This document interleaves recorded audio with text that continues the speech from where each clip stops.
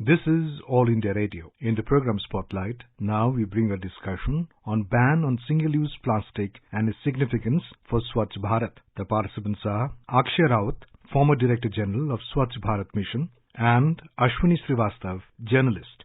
Delhi government has banned 19 single-use plastic or SUP items in Delhi. To enforce this, the government has decided to issue warning notices to units found violating the ban till July 10th, and after that, punitive action will be taken against the repeat offenders. The action will include a fine of up to 1 lakh rupees or a jail term of up to 5 years or both under the Environment Protection Act 1986. The Delhi Pollution Control Committee, that is DPCC, had earlier issued strict directives to manufacturers, stockists, suppliers and distributors of SUP items to ensure zero inventory of the banned commodities, including packaging films and plastic cutlery by June 30th. This comes on August 12th last year. The Union Environment Ministry had issued a notification prohibiting the manufacture, import, stocking, distribution, sale and use of identified SUP commodities, including polystyrene and expanded polystyrene from July 1, 2022. Now this ban has come into effect from Friday, that is July 1 in Delhi. Raut sir, how do you see this step by Delhi government, and more importantly, why this ban? Well, I think we should be clear that it's not only a state ban, it's a national ban. As you very rightly said, the Ministry of Environment has already notified it quite some time back that from the 1st of July this year, there will be a ban on single-use plastic. Of course, the states like Delhi and all other states have to individually also notify the ban. Not only that, it's very necessary and useful that the urban local bodies also separately notify the ban and enforce it. But let's leave this notification, the ban, for a moment on the side. Let's go to the very origin of the issue. A few months back, some researchers have found microplastics in human blood. Can you imagine? Microplastics in human blood. That shows the seriousness of the problem that encircles us. We as humanity have been breathing, drinking and eating plastic for a long time. That definitely doesn't tell greatly for the future of the world and for the future of our children. There is, would you believe, I think listeners may be surprised or shocked rather, that an accumulated pile of about 7 billion tons of plastic waste in the world. And to this, 300 million tons of plastic waste gets added every year. You know, we have plenty of ocean. The world is mostly constituted of water, and the total marine waste, out of that, 85% are plastics. And coming back to our country, for example, we add 95 lakh tons of plastic waste a year. We generate that. 40% of that is unattended. As we get urbanized, as we add to our GDP, as the metropolitan centers grow, there has been a growing of the plastic around us as well. And plastic is essentially toxic. I do not know how many of the listeners are used to or at least have come across situations in which veterinary doctors are working hard on stray cows to pull out bundles of plastic from inside their stomach. What a tragic scene and what a reflection on the way we have conducted our lives. A large percentage of the plastic is single-use plastic because these are ordinarily called as a disposable plastic. So risking their health and life, these cattle feed on the garbage which has plenty of plastics inside it. All the landfills, the legendary dump sites of various cities and towns, they do have buried inside this lot of plastics. Single-use plastic is seen to be not valuable. It is not recyclable as much as some heavier plastic is. So those are left abandoned. So basically, we are facing a threat from plastic for the environment, for the human life, of course, for the animal life and marine life, and for the future of our children. So this needs to be stopped. India has taken a very right call. Maybe it could have been done before. There have been small, big attempts in the past. But this time, it looks that there is a determination to, as the Prime Minister himself has mentioned many times, to get the plastic out of the way and to start with SUP. That is why the Indian government and also the state governments like Delhi and others have notified the plastic ban, which happened from 1st of July. You highlighted very important data, sir. And to add to it, I would like to inform our listeners that Delhi generates 1,060 tons of plastic waste per day. And single-use plastic is estimated to be 5.6% or 56 kilogram per metric tons of the total solid waste in the capital. And that is huge. Raut sir, what are going to be the benefit of this ban to the people and to the environment, and how would this ban contribute towards Centre's initiative of Swachh Bharat mission or Clean India mission? It's a very important point because this ban cannot just happen in vacuum. There has to be structures, there has to be mechanism which will make this ban implemented on ground. For example, a quick disappointment for someone like you and me can be that the ban started yesterday and we are not finding too much of a campaign in the marketplaces where plastic is generally used in residential areas, hoardings or campaigns which tell about the giving up of SUP. There will be penalties, there will be enforcement. I hope this enforcement is strict. I hope people, if not nudged, at least also to some extent pushed, nudged, and also put in under a legal obligation not to use SUP and to give up SUP. But it will require the campaign of the type of Swachh Bharat mission because it is essentially to do with behavior change. Because it's not easy. For long many years, we all have been used to carry our little carry bags, little cups, little plates which are in plastic, the earbud, the Tetra Pak.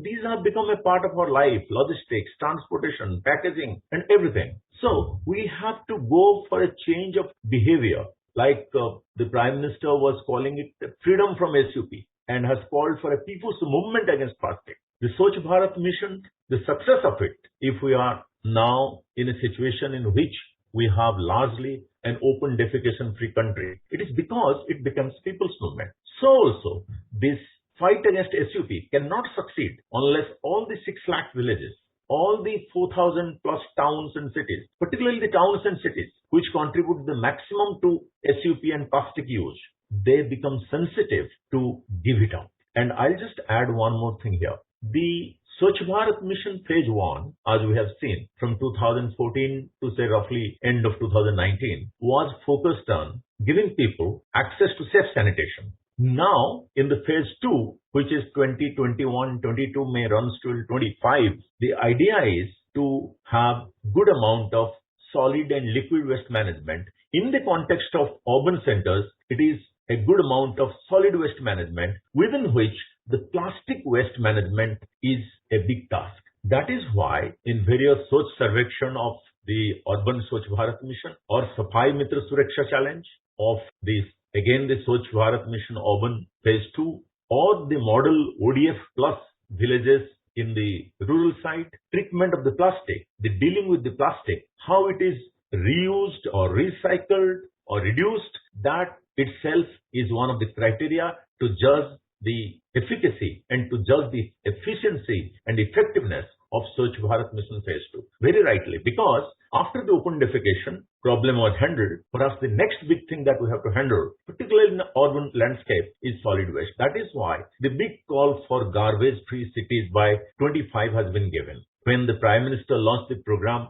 on October 1 last year, the Swachh Bharat Mission Urban Phase 2, garbage-free cities was kept as the objective. But this cannot be done unless a very important and a toxic component of that is plastic, is eradicated. And the 1st of July, the ban on SUP is an important step in this direction. For the benefit of our listeners, I would like to highlight some of the banned SUP items, and they include earbuds, plastic sticks for balloons, flags, candy sticks, ice cream sticks, polystyrene, that is thermocol, plates, cups, glasses, forks, spoons, knives, straws, trays, wrapping or packaging film around sweet boxes, invitation cards, cigarette packets, plastic or PVC banners of less than 100 microns, and stirrers. These are some of the items which have been banned. I mean, single-use plastic items. Ashwini, just to tell you, it's not going to be comfortable for our 1 billion plus people. So they have to come forward with use of bamboo, cotton, wood, pottery, and any amount of innovation